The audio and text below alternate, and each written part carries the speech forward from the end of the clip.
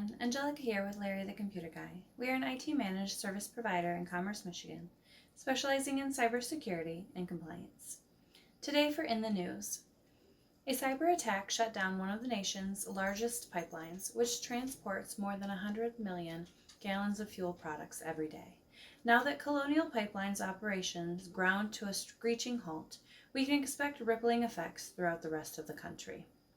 Primarily, you'll probably see gas prices shoot upwards. That's because Colonial Pipeline provides around 45% of East Coast's fuel.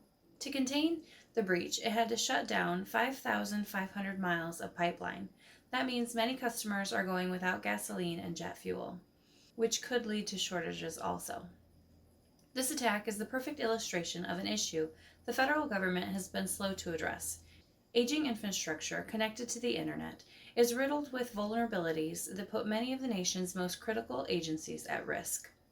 Last week's attack is historic, and experts say it's making one thing crystal clear. America's energy is in danger. On Monday, the FBI confirmed the source of the attack, DarkSide. That's a professional cybercriminal group that loves to extort victims through ransomware. Organized and professional, DarkSide usually goes after for-profit companies of English-speaking countries. Not only does it carry out on attacks, but it also develops and sells tools to other cybercriminals. The hackers stole over 100 gigabytes of data from Colonial Pipeline's cloud computing system, which went offline on Saturday. Despite causing chaos in America's energy sectors, the hacking group claims it didn't mean to create problems. It was really in it for the money. Remember that ransomware attacks everyone, not just big companies or government agencies. Oftentimes, cybercriminals try to fish for money through individuals like you.